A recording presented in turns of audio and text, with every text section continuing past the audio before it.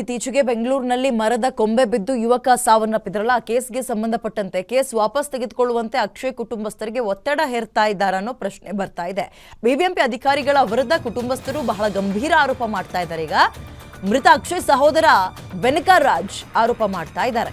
ಯಾರ ವಿರುದ್ಧ? ಬಿಬಿಎಂಪಿ ವಿರುದ್ಧ, ಬಿಬಿಎಂಪಿ ಆಫೀಸರ್ಸ್ಗಳ ವಿರುದ್ಧ. ಕೊಟ್ಟು ಮಾತನ್ನು ತಪ್ಪಿದ್ರ ಬಿಬಿಎಂಪಿ ಅಧಿಕಾರಿಗಳು ಅನ್ನೋ ಪ್ರಶ್ನೆ ಬರುತ್ತೆ. ಏನಂತ ಹೇಳಿದ್ರು? ಸಾವನ್ನಪ್ಪದ ಮೇಲೆ ಆಸ್ಪತ್ರೆ ವೆಚ್ಚವನ್ನ ನಾವೇ ನೋಡ್ಕೊಳ್ತೀವಿ ಅಂತ ಹೇಳಿತ್ತು. ಬಟ್ ಹಾಗೆ ಮಾಡಿದಾರಾ? ಖಂಡಿತವಾಗ್ಲೂ ಇಲ್ಲ. ನುಡಿದಂತೆ ನಡೆದಿಲ್ಲ ಅವರು. ಬಿಬಿಎಂಪಿ ಅರಣ್ಯ ಇಲಾಖೆಯ ಉಪಸಂರಕ್ಷಣಾಧಿಕಾರಿಯಿಂದ ಭರವಸೆ ಸಿಕ್ಕಿತ್ತು. ಏನಂತ? ಆಗೋಗಿದೆ ಘಟನೆ. ನಿಮಗೆ ಆ ಭಗವಂತ ನೋವನ್ನು ಭರಿಸುವಂತಹ ಶಕ್ತಿ ಕೊಡ್ಲಿ. ಇನ್ನು ಏನೆಲ್ಲ ಇಲ್ಲಿ ತನಕ ಹಣ ಖರ್ಚಾಗಿದೆ ಅದನ್ನ ಬಿಬಿಎಂಪಿ ವತಿಯಿಂದ ನಾವು ಭರಿಸ್ತೀವಿ ಅಂತ ಹೇಳಿದ್ರು. ಆಯ್ತಾ ಅದು? ಖಂಡಿತವಾಗ್ಲೂ ಇಲ್ಲ.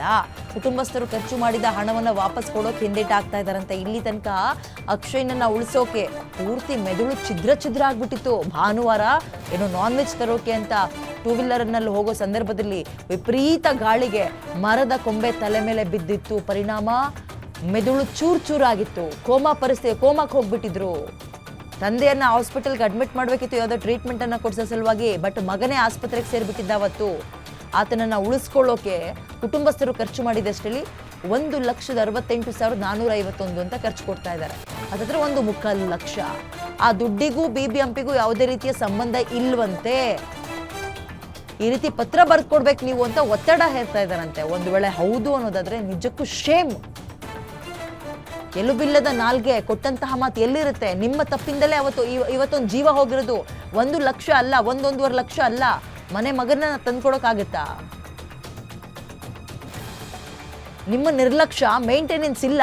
ಮರದ ಕೊಂಬೆ ಮಳೆಗಾಲದಲ್ಲಿ ಬಿದ್ದಿದೆ ಜೋರ್ ಗಾಳಿಗೆ, ಜೀವನೇ ಹೋಗಿದೆ, ಕೈಕಾಲು ಮುರ್ಕೊಂಡಿದ್ದಲ್ಲ. ಈಗ ಆ ಹಣಕ್ಕೂ ನಮಗೂ ಯಾವುದೇ ರೀತಿಯ ಸಂಬಂಧ ಇಲ್ಲ. ಬಿಬಿಎಂಪಿಗೆ ಈ ರೀತಿ ನೀನು ಪತ್ರ ಬರ್ಕೊಡ್ಬೇಕು ಅಂತ ಒತ್ತಡ ಹಾಕ್ತಾ ಇದ್ದಾರಂತೆ. ಒಂದು ವೇಳೆ ನಿಜ ಆಗಿದ್ರೆ ನಿಜಕ್ಕೂ ಶೇಮ್. ಎಲ್ಲರೂ ಇವ್ರ ಪರವಾಗಿ ನಿಂತ್ಕೋಬೇಕು ಈ ವಿಚಾರದಲ್ಲಿ.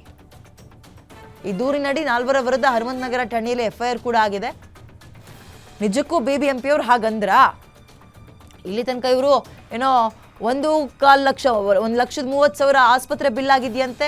ಇನ್ನು ಮತ್ತೊಂದು ಆಸ್ಪತ್ರೆ ಅರ್ಜೆಂಟಿಗೆ ಕರ್ಕೊಂಡು ಹೋಗಿದ್ರಲ್ಲ, ಅಲ್ಲಿ 19,000 ಅಂದರೆ ಹತ್ತಿರ 20,000. ಮೆಡಿಕಲ್ ಬಿಲ್ 4,500, 5,000 ಹಿಂಗೆಲ್ಲ ಆಗಿದೆಯಂತೆ. 2.5 ಲಕ್ಷದ ಮೇಲೆ ಖರ್ಚಾಗಿದೆ. ಈ ಕಡೆ ಮಗನನ್ನ ಕಳ್ಕೊಂಡಿದ್ದಾರೆ, ಮತ್ತೊಂದು ಕಡೆ ಆರ್ಥಿಕ ಸಂದಿಗ್ಧತೆ. ಏನ್ ಮಾಡ್ತಾರೆ ತಂದೆ ತಾಯಿಯಂದ್ರು? ಮೋರ್ ಡೀಟೇಲ್ಸ್ ನನ್ನ ಕಲಿಕ್ ಚರಣ್ ನೀಡ್ತಾರೆ. ಚರಣ್, ಇವ್ರಿಗೆ ಮೇಂಟೆನೆನ್ಸ್ ಮಾಡೋಕ್ಕಾಗಲ್ಲ. ಇವ್ರು ಮೇಂಟೆನೆನ್ಸ್ ಮಾಡ್ದಲ್ಲ ಇರೋ ತಪ್ಪಿಗೆ ಜೀವ ಹೋಗಿದೆ. ಈಗ ಈ ರೀತಿಯ ಕೊಟ್ಟಂತಹ ಮಾತನ್ನ ಉಳಿಸ್ಕೊಳ್ಳೋಕ್ಕೂ ಯೋಗ್ಯತೆ ಇಲ್ವಂತ ಬಿಬಿಎಂಪಿ ಅವರಿಗೆ? ನಿಜಕ್ಕೂ ಈ ರೀತಿಯಾಗಿ ಒತ್ತಡ ಹಾಕ್ತಾ ಇದ್ದಾರಾ ಕಂಪ್ಲೇಂಟ್ ವಾಪಸ್ ತಗೊಳ್ಳಿ ಅಂತ?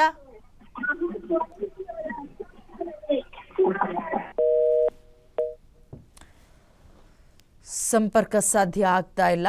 ಮೃತ ಅಕ್ಷಯ್ ಸಹೋದರ ಬೆನಕರಾಜ್ ಈ ರೀತಿ ಆರೋಪವನ್ನ ಮಾಡ್ತಾ ಇದ್ದಾರೆ. ಒಂದು ವೇಳೆ ನಿಜ ಅನ್ನೋದಾದ್ರೆ ಇದಕ್ಕೆ ಮುಂದೆ ಯಾವ ರೀತಿಯ ಆಕ್ಷನ್ಸ್ ಅನ್ನ ಇವರ ಮೇಲಧಿಕಾರಿಗಳು ತಗೊಳ್ತಾರೆ ನೋಡ್ಬೇಕು.